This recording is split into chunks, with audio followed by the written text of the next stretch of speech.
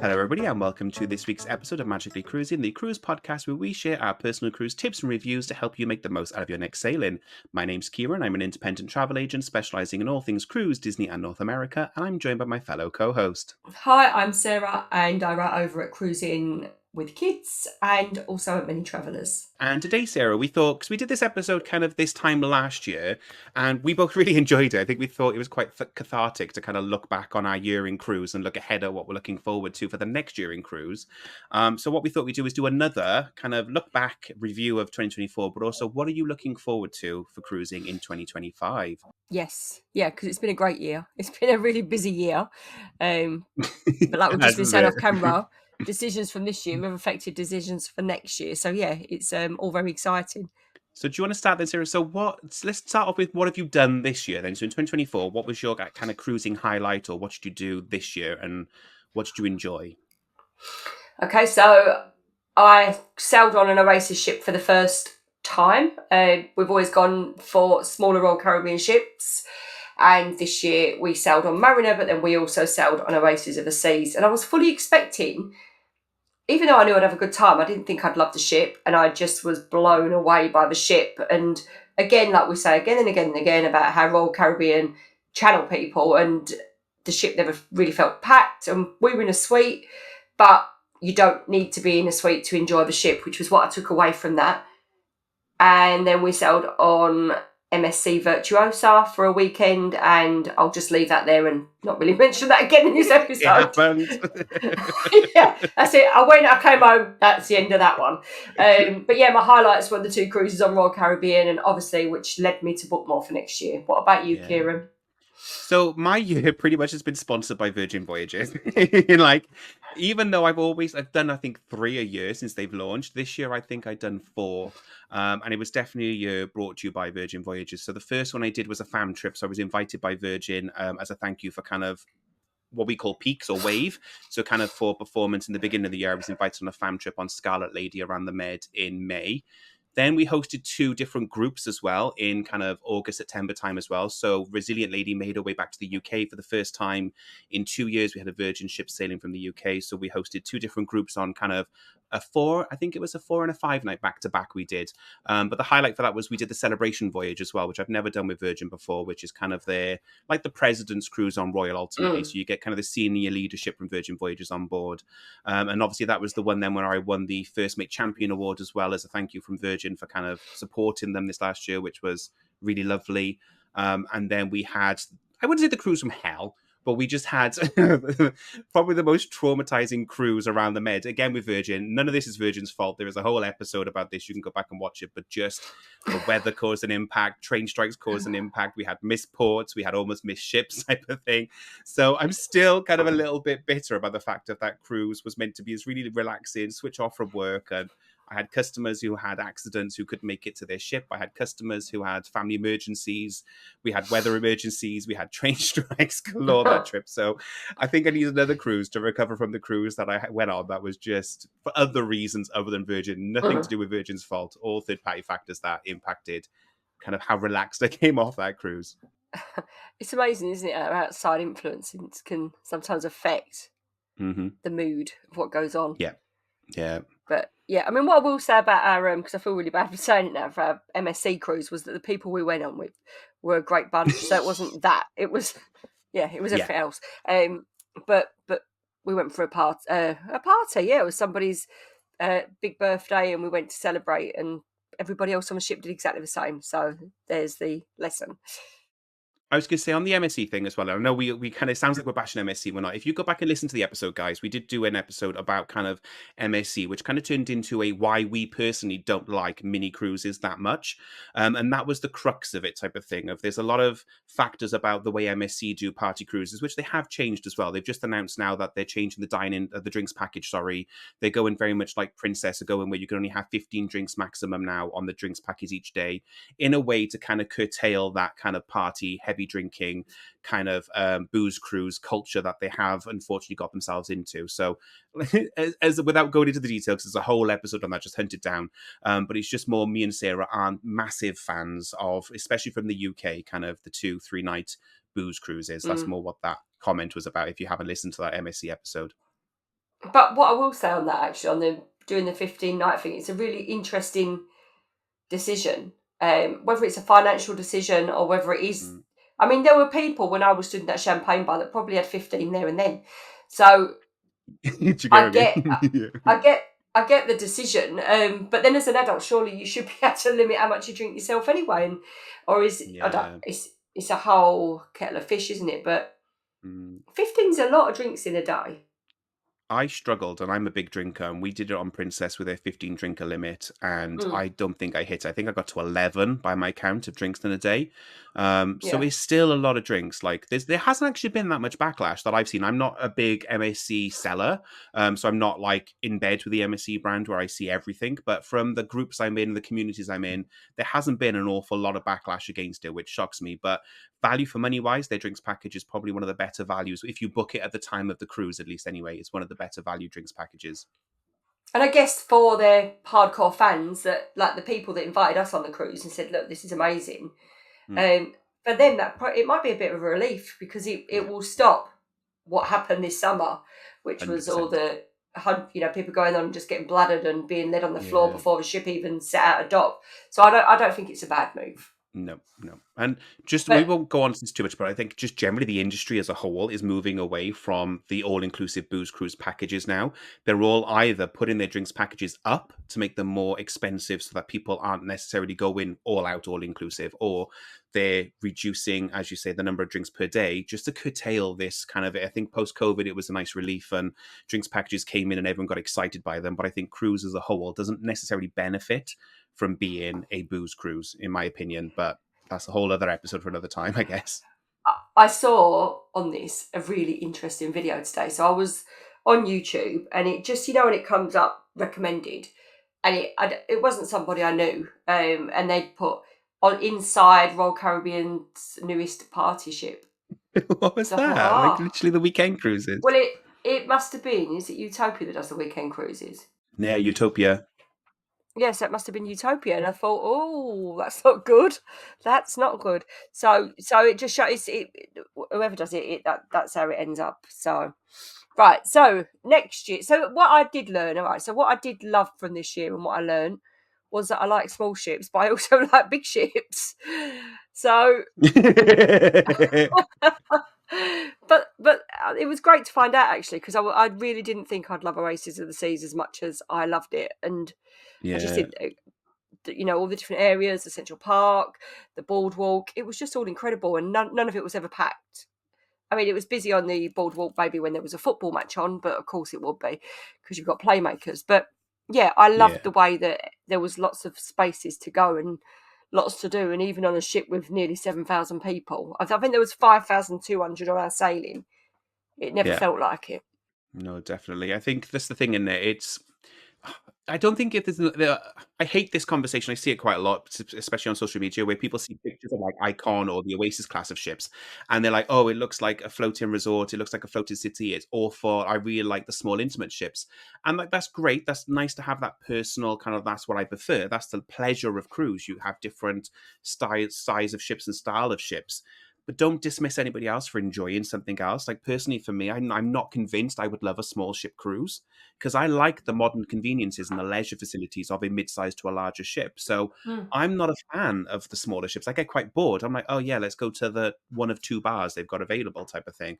I quite like going to different bars each night and having a choice of restaurants to dine in. mm. And if the main pool's too busy, there's also another pool because the ship's big enough to warrant multiple pool and sun decks type of thing.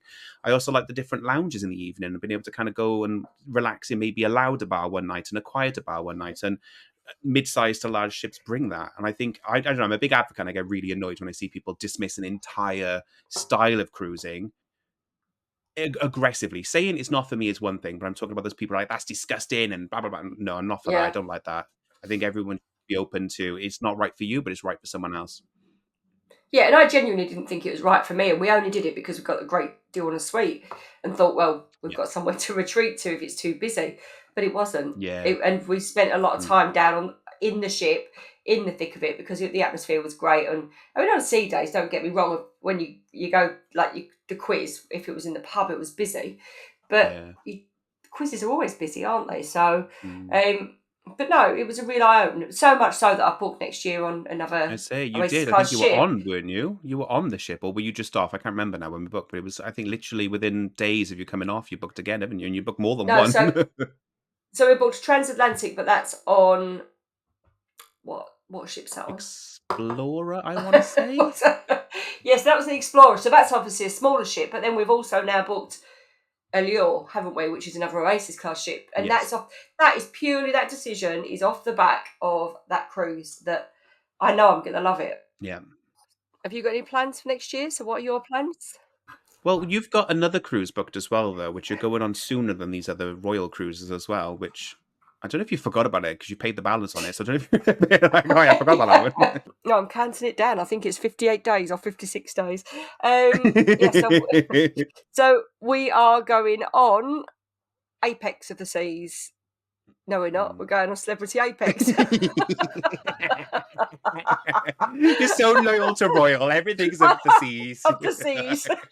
Yeah, and I mean that was just because I from when we went on Apex, not Apex. What did we go on? The Clear Did you go event. on What Edge, ship did you was? say? Yeah, Edge. So when we went and did the tour of Edge, I just fell in love with it. It's a stunning ship. Yeah. And actually, we was having this discussion on holiday because Darren, who is part of Cruising with Kids, said, "Well, there's loads of people on that ship," and I said, "There's not. There's so much less." And when we looked at the Yeah. capacity Yep. compared to the size of a ship, there's just so much less people, Yeah. so much more passenger space and crew ratio.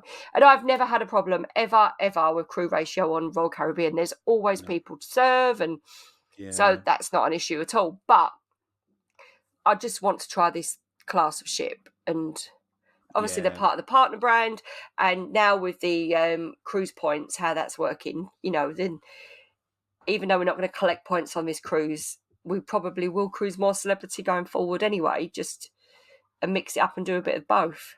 We're probably going to do a fuller, deeper dive on loyalty schemes because we've been having so many conversations recently about it. I think this Mm, recent change as well with the Royal Family brands, whereby they're allowing you yeah. to, it gets a bit trickier if you kind of want to swap completely and accrue status moving forward. But if you've got kind of high status with one of the Royal brands, you can then transfer that over to the next cruise if you want to try them. So, like you guys are now. So, you're kind of sailing with celebrity, and you've done celebrity in the past anyway, but Mm, your royal status is a lot higher than your celebrity status. So, now you've got comparable level status with celebrity, and it makes it so much easier for you to kind of just maybe jump mm, over and try the other one and not feel like you're giving up on mm, a lot of those amazing perks. So, I think it's great that they've introduced that, and I wish more brands would maybe mm, be a bit more savvy to kind of a status match, even if they status match you down a couple of levels, but just so it means you're not kind of going in grassroots level. If you're a seasoned cruiser, maybe you still get some sort of perks for being a seasoned cruiser to maybe entice a few more people to maybe try a few different brands. yeah, yeah. I mean, MSC do it, and do Virgin. Virgin do at the moment. They say it's going away, Yeah, and it went away for like 6 weeks, and then it came back right. again. You don't match in as high anymore now with Virgin. You matching at the kind of the lowest level, but you can now kind of jump up a level anyway and get a head start over people who've done 3 cruises. No, it's an interesting change, isn't it? And like you say, we'll Mm. hit diamond this year, and I know people laugh about that, but 3-4 drinks a day is not to be sniffed at. And Honestly, I'm bitter that you're going to be tired because I'm pre-gold, and I'm like, I want those drinks credits. and I mean, well, no, I suppose you make it work, wouldn't you? But it saves a lot of money. Mm, But then when you go over to celebrity, you get the captain's cocktail hour, which is a couple of hours a day. So there's other yeah, nice perks, but it's nice to have that bonus on both cruise lines. And I'm so looking forward to the ship, the dining. I mean, obviously you've done some of this dining on the celebrity ships, so mm, I don't know if I'm going to do petite chef, but rooftop dining definitely, possibly Eden. yeah, There's so much to be excited about these edge class ships. I'm yeah. really looking forward to it. I would say it's probably up there in my top 3 favorite class of ships, the Edge series. Like I've been on Mm, Apex, and by far, just because I'm like, you know me, I'm a bit of a tech geek. I love kind of modern cons and all that type of stuff. Mm, But having things like the magic carpet, the rooftop garden, as you say, to mm. have kind of the sunset bar at the back of the ship, all the things I love on a ship, like a really nice aft Yeah, bar. Like yeah. I'm smitten. That's like catnip for me. Eden is an incredible venue as well to kind of go into that really nice lounge, kind of multi-purpose space. Again, I love spaces like that where it transforms throughout the Mm, day. It's a nice, quiet, relaxing lounge in the daytime, and it becomes a bit more of a livelier kind of multi-purpose space in the evening. Great for discos, great for live music. They've got a nightclub on board. I think they just do a great job, especially on the Edge mm, series of ships, to kind of just give you not just multiple spaces, but those spaces transform throughout the daytime as well. So even the nightclub during the daytime is a quiz venue and is a massive venue with bleachers that can kind of go in and come out, so they can transform into like silent disco at night. They just do such a great job of making that space adapt mm. to what's needed on the ship. And I think that's where did that. We both say this every time we go on a Royal Caribbean cruise. They used to have a wipeout bar, and they got rid of it. And I don't know if they put the Crown Lounge there or something. But then that meant that the only outside bar is gone, and Really? I think that's what Royal misses. So that's we love Yeah. playmakers anyway, but on the Oasis-class, playmakers on the boardwalk, so it's outside. Yes. You can see the Yeah. sky. So that's probably why we like that so much. But I think you want to Mm. cruise, you want to have a drink and be outside, but not necessarily around the Yeah. pool, away Yeah. from the Yeah. pool, because as you know, I'm not a pool person. Um, so I'm looking forward to those spaces. I'm looking forward to sitting at the back like we did on Celebrity Silhouette, and having those outside Yeah. spaces to have a glass of wine. And yeah, our kids don't really cruise with us much anymore. But I don't mind families being away from me. But then it's nice to have places where you can retreat as well. Yeah. Definitely. Right, so Kieran, so we've looked at what I'm doing. What are you doing, or what are your plans for the year? I have nothing, nothing planned or booked in, and I can't decide if I'm happy with that or if I'm nervous, and I'm really like panicking about it because at the moment, as it stands as of today, and this is mid-December, I have no cruises officially booked in, and this goes back to talking about learnings from last year. So last year I was really booked up. I had 2 cruises already booked up before we got into the new year, and I had to turn things down because I was too booked up. And this is a Mm, very unique situation for me because I work in the industry. So there are a lot of kind of educational experiences. There's a lot of conferences and events that come up that we can go to. And every year for the last 3 years, I've had to turn things down because I've either been booked on a ship or I've been booked on a cruise or something like that I couldn't then mm, take up other opportunities to try and maybe try something new or do something that I hadn't done before. So there's other external factors of we've just moved and we're kind of adjusting our finances. So we're a bit afraid to commit to the moment financially, do anything as well. So there's other factors other than just work. But we're trying to hold off on not committing too much. What we have done is we have left kind of 2 weeks free. The dates have changed recently. They were September. It's now kind of think early October. I need to check in with Phil. But we have kept 2 weeks free. And it's the spoiler if you're on the video version of what I've got my heart set on and what I'm saving up for because it's not cheap. I have my heart on getting back on Disney Cruise Line next year. right. If I don't do what I've got my heart on, I'll do one of the short sailings from the UK, but my heart is set on doing the Disney Treasure, which launches this week, I believe, or next week. But she's doing 7 night sailings, East and West Caribbean, from Port Canaveral, and I would just die to get on that ship. Honestly, it's everything I love Mm, about Disney on one ship. To have like the Haunted Mansion parlor on board, to have the Skipper canteen from the Jungle Cruise as a lounge on board as well. mm, It's got more of kind of an adventure theme. So there's a lot of like Aladdin, a Coco dining restaurant, like everything I just love about modern Disney mm. is on this ship. So that's what I got my heart on, is to go back to Walt Disney World and then also try and get a Disney cruise. And if we don't do the Treasure, budget doesn't stretch that far, we may consider doing the Wish, which is sister ship to the Treasure. She's got more of a fairy tale princess concept rather than kind of an adventure concept to her, but she's doing kind of 3 or 4 night sailings as well from Port Canaveral. I must say, this appeals to me more. I think being a boy mum, my boys have never been into princesses. Um, Mm, and so I think this appeals much more to me. yeah, I love Disney princesses, but I just think that the Haunted Mansion, I mean, oh my God, I'd just weep. So, but then yeah, it goes back to the old thing, doesn't it? That everything, that if you're booking outside your comfort zone, it sometimes feels like a risk, but it does look amazing. yeah, yeah. It does. And Disney, it's been a long time. Like, our first love was Disney Cruise Line. So we've done the Magic, we've done the Fantasy, so we've done the two other classes they've got. This is the new Wish class now. Mm, And as you say about the Wish, like, I'm sure I'd have a lovely time. Like, the dining restaurants, you've got Frozen, Marvel superheroes, and you've got kind of Walt's 1928, I think it's called, which is kind of just a traditional kind of American style restaurant. On the Treasure, you've got Coco, again Marvel, but it's a new storyline for Marvel now. So you're getting different superheroes in the Marvel restaurant, and again Waltz is back on that one as well. But you've got like the hyperspace lounge as well, though, on the Wish. So you've got Star Wars instead of Haunted right, Mansion. You've got Star Wars instead of the right. Skipper Canteen, the Jungle Cruise. You've got Tiana and the Bayou, and it looks incredible. It looks absolutely immaculate and beautiful.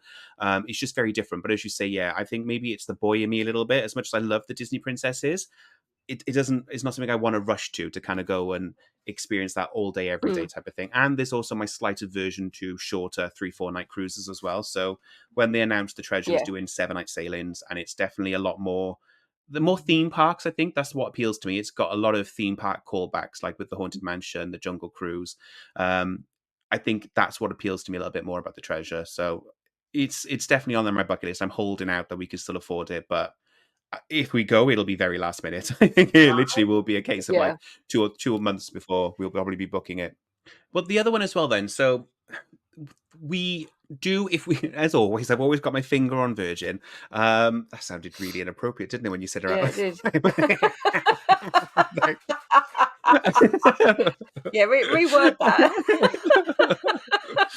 Uh, I'm always thinking about booking my next Virgin cruise. And there are kind of two that I've got my kind of, I'll think about maybe. Not that they're like my second choices, but just I would love these equally as much. But going back to that, trying something new and wanting to kind of do something different, I think for business purposes, but also just to kind of do something different.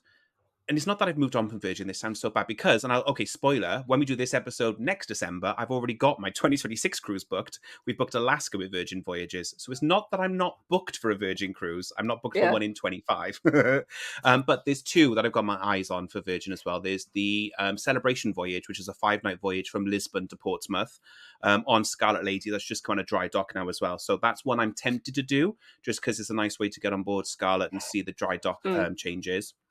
And I love the Celebration Voyage as well. So I'm thinking maybe I'll go back and do the Celebration Voyage. But Brilliant Lady, which is the ship that's doing Alaska, that's the fourth Virgin ship. So again, she's going to be the fourth lady ship. She's launching, doing a series of mermaidens across kind of all of America, basically. But one of them is out of right. New York. And she's doing 3 itineraries that I would love to do either one of them, but just timing wise, they don't work for us. So I'm holding off booking it in case something changes.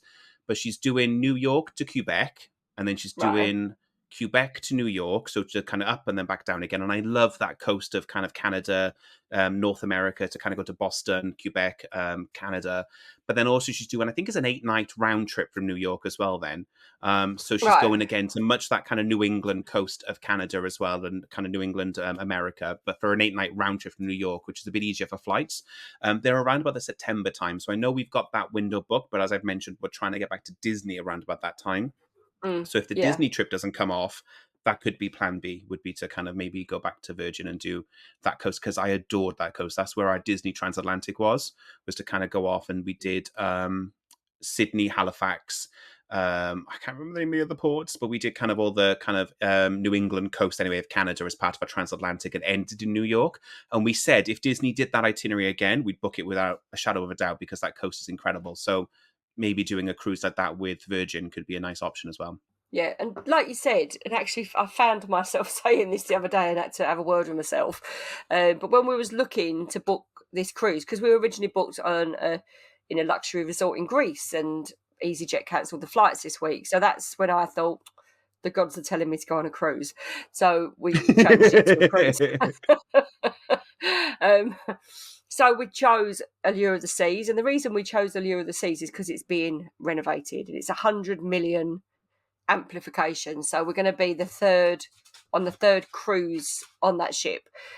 So excited about that. But we were originally looking at a itinerary on Explorer, and I found myself saying to Chris, but I don't want to go on the same ship 3 times in a row. And I thought, oh my God, get over yourself. I mean, as a business perspective, Yeah, it's not useful. 2, yeah, but 3 is not useful. And you want to go on yeah, different ships to share the different perspectives. So, and I think that is important because you can't give advice and share tips if it's only about the same no. ship. You've got to have different views, haven't Absolutely, you? yeah. And I think it's an interesting conversation as well because you do get some customers who are diehards and they will only ever book the same ship. They're like, no, no, no, I Mm, love P&O Aurora. I'm only ever sailing on Aurora. She's the perfect size. I love the bars and venues. And they will ride or die for that ship. Wherever that ship's going, they're going on it type of thing. And I love that. yeah, I actually think that's a really cute thing.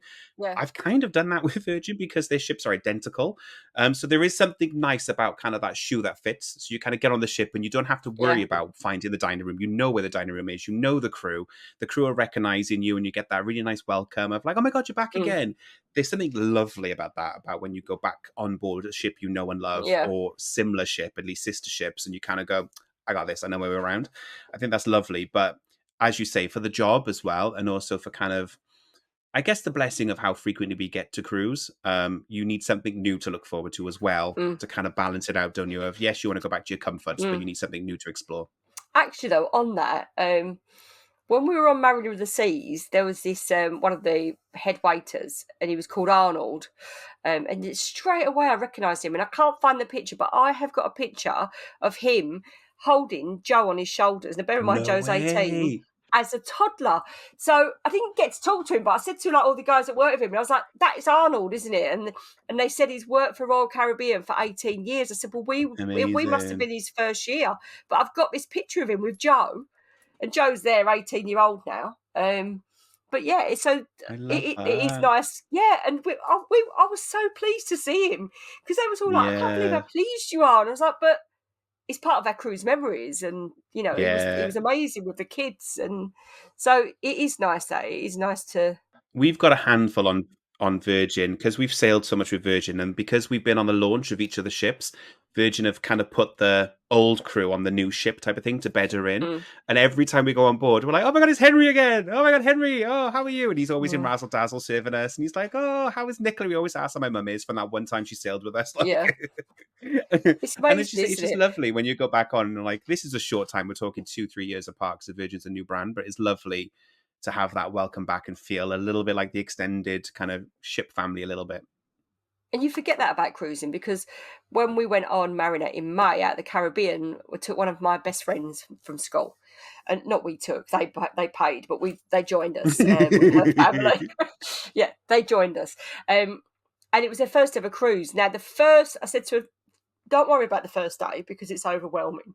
Honestly, God, they Mm, look like rabbits in headlights, and because it just, and she said, "I don't know if it's for me. It's just so overwhelming." Anyway, by day 2, we were booked on for yeah. 2026. But on the second day, she said, "I cannot believe the cabin attendant knows all our names already. Mm, yeah. I can't believe it." She said, "I've never experienced that in a hotel ever." So that's You'd be the amazed if you get difference, the same isn't it? person 2 days in a row, wouldn't it? Sometimes, like it's Yeah, shocking. that is the cruise difference. Mm, That the quality of service and yeah. is 99% of the time amazing. And it's little small things you say, like, and we got it more on Disney than we do on Virgin. I'm not knocking Virgin for this, but Disney, I think they're trained to do this more. But it was little small details, like they learned where we liked to leave our shoes. So they would tidy them up. If they found them, like, because I'm really bad, I go in the cabin, kick my shoes off type of thing and forget where I put them. But they'll tidy them back up to where we normally put our shoes in the one corner of the I'm terrible. Like, we do the pre-clean. Like, we are really bad for, like, oh no, we don't want them to think we're dirty. So we'll pre-clean our cabin type of thing, but they're really good at like folding up your jumpers and putting them where near things Yeah, that you're going to use with jumpers yeah, and things like that. They put all I've still got them actually. It's on my desk. I found it today, but they put on all our cables for our phone chargers. They put all the little Velcro straps to kind of loop them all and loom them and tied them all up next to the TV unit. Little details like that that I was just like, oh, that's so lovely, and like then you feel really like they're really looking after us. I love these people. Come I home with me. know. They are amazing, aren't they? Our cabin steward, he was called Joel on our last cruise, and he was brilliant. He was just so good Mm, and so happy all the time. And you think You can't feel like that all the time, but he was brilliant. So, I couldn't do it. I certainly could not work on a cruise ship and be on call all day, every day, and have to be on show all day, every day. so I've got one of those let me just tell faces. you let me tell you a story of how amazing he was. So he's called Joel, and he's on Oasis of the Seas. So if anybody knows him, he's the best. So suites have doorbells. And Donna was in the suite on the other side of the ship to us. So Donna came to our cabin, rung the doorbell. And as I opened the door, she went, "Our doorbell doesn't work." And I went, "Oh, right." And that was it. End of conversation. Chris come back later and said, "Why are they fixing the doorbell?" So he'd heard Really? Donna say our doorbell doesn't work. Thought it was me. And he had called someone out to fix his doorbell that wasn't even broke. Bless. So, yeah. So, but he'd obviously heard Donna, and because we've both got Cockney accents, she thought it Yeah. was me.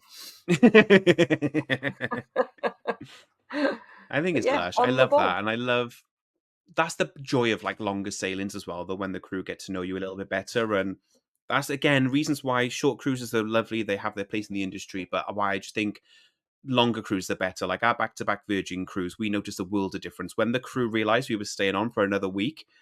It's not that they treated us differently because of that, of like, oh, you can afford 2 weeks. It was just more a case of like, oh, okay, cool. Yeah, we got a bit more time now to kind of get to know you because they've done the whole getting to know you bit.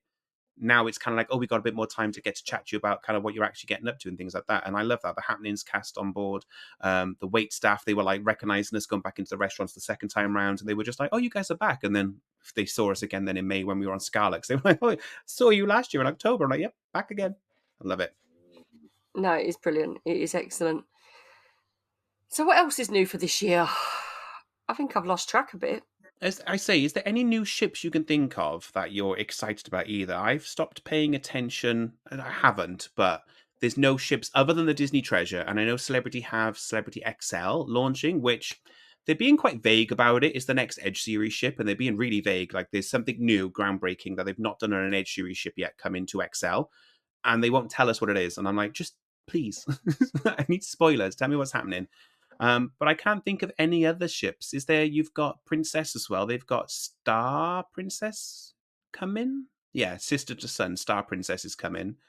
And obviously, Royal have 17 new ships probably coming next year as well, because that's what they're doing at the moment. I think they're just all so big though that they're just off my radar. And I think what I'm really excited about is that they've announced that they're going to build some smaller ships again. Yes, yeah. So I'm excited to hear about that. And I think for families, I Mm. mean, if my kids were younger, then I'd be all over that and really excited about bigger. But because we're happy with what we're doing, like where before we used to Yeah, chase all the new news, I think, well, actually, it's yeah. not all about what's going on new, is it? It's what's here, what we've got, and what's Mm. present, and Yeah. some of these older ships have got so much to offer. I think the difference is we've just come out of a period post COVID where all the cruise lines pretty much were launching new classes of ships. I think that's what made it feel like this new, oh my God, Yeah, there's a new frontier because obviously you had the yeah. Icon class, Virgin just launched post COVID, so they're a whole new cruise line. You had Explorer Journeys, a whole new brand as well from MSC with their 6-star lines. All the small ships are coming out and building brand new ships.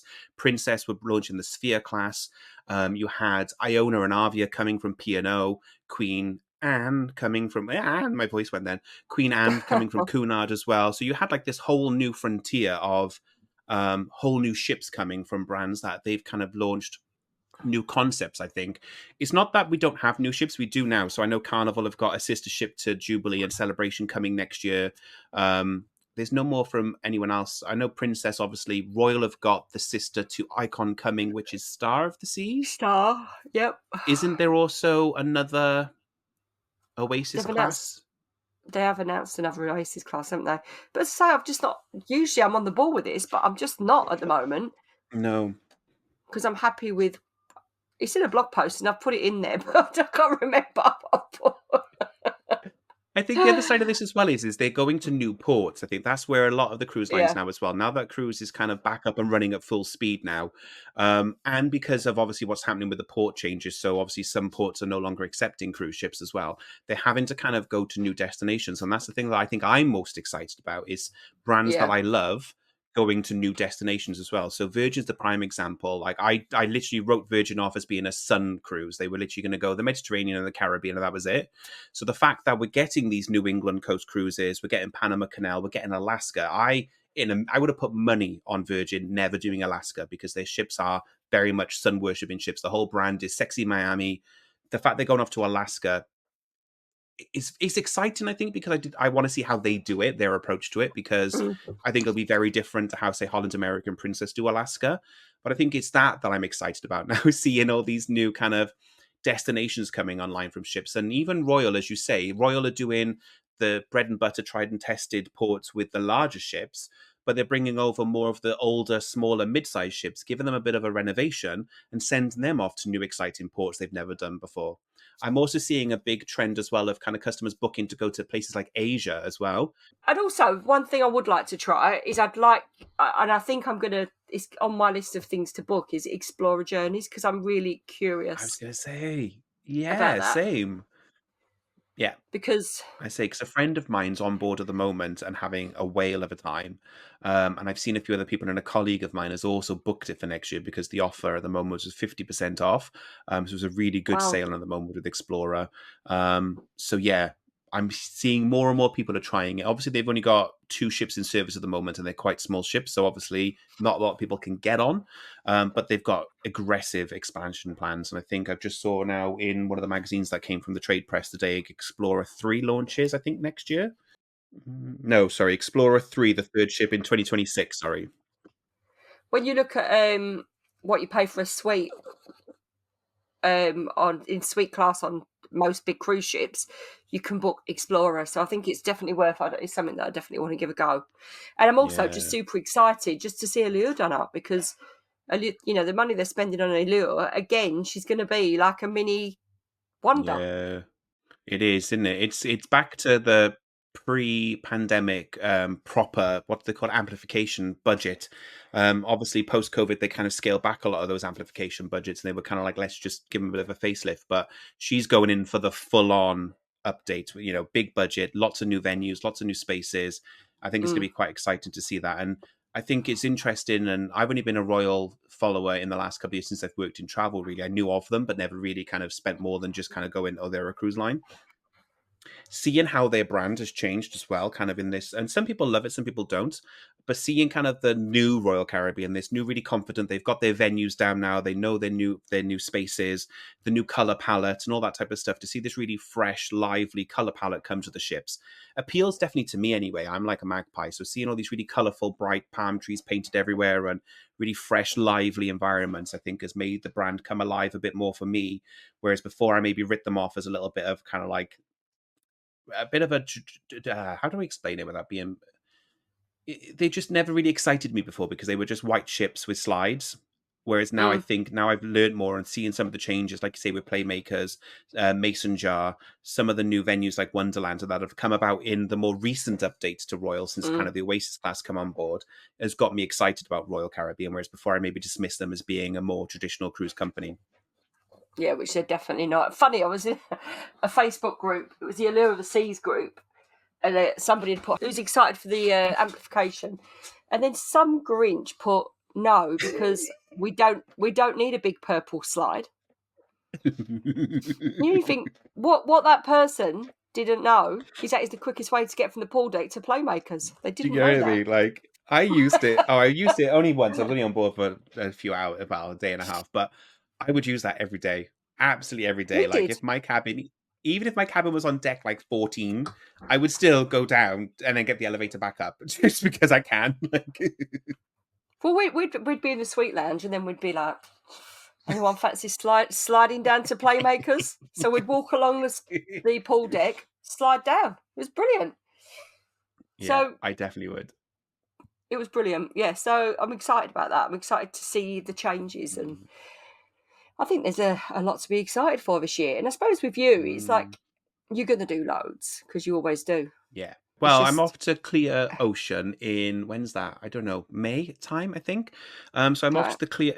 So 2025 is the year of clear. I don't know what's happened, but I've really I've always loved clear. They've been really supportive of us, and they do some great events. So I'm off tomorrow night to the Clear Winter Ball, which is an invite only. So I feel very privileged to be invited, but it's an invite only party that they host every year for kind of they call them the top cruise agents and buyers and this, that, and the other from the cruise mm, industry. So it's an invite only dinner. We've been invited the second year in a row now. So I'm really looking forward to that.